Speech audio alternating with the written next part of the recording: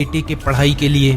बिल्कुल मिलेगा, लेकिन इस बार जमानत क्या है? जमीन के कागज लाया हूँ, जमीन गिरवी रख दूंगा। ठीक है, बस दस्तखत कर दे इस कागज पर। मुझे ठीक से पढ़ना फिर भी नहीं आता। कर दे, मैं बता दूंगा क्या लिखा है। मुझे भरोसा है। बाबूलाल दस्तखत कर देता है।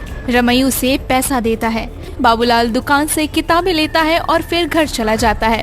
बाबू, ये किताबें आप कहाँ मैंने से अपनी मेहनत को तुझ पे बो दिया है बेटा, अब तू फसल बन।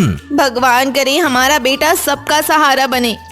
अगले कुछ हफ्तों तक गोलू सुबह खेत में जाता और बाबूलाल की मदद करवाता और दिन में पढ़ाई करता। मास्टर जी गोलू से बोले, गोलू, तुम जिला में प्रथम आए हो।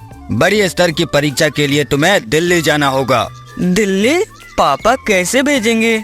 स्कूल की तरफ से फीस माफ होगी, लेकिन यात्रा और रहना तुम्हारे घर जिम्मे आता होगा। है चिंतित चेहरा लेकर। क्या हुआ बेटा, उदास क्यों हो?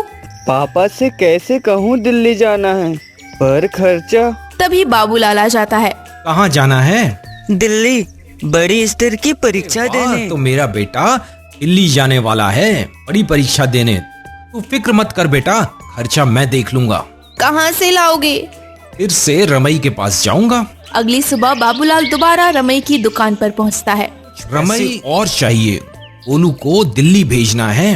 बड़ी उड़ाने भर रहा है तेरा बेटा, ठीक है, पर अब और जमीन गिरवी रखनी पड़ेगी। तू मेरी मजबूरी का फायदा मत उठा।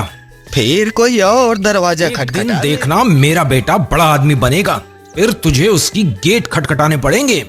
चले जा यहाँ से, बड़ी बड़ी बातें करता है बस। जेब में नहीं है फूटी कौड़ी और बेटे को बनाने चला अफसर। बाबूलाल वहाँ से चला जाता है। वहाँ बहुत दुखी हो चुका था। तभी गोलू पास आता है। पापा, आप दुखी मत होइए, मैं यहाँ रहकर भी पढ़ लूंगा। नहीं बेटा, मैं नहीं चाहता कि तू मेरी तरह हाथ फैलाए। तू उड़ान भर, बाकी सब बाबूलाल सुबह चौपाल पर जाता है। मैं हाथ फैलाने नहीं आया हूँ, मैं सपने दिखाने आया हूँ। मेरा बेटा पढ़ना चाहता है, आप सबका बेटा बनकर आगे बढ़ेगा। अगर आप कुछ मदद कर सकते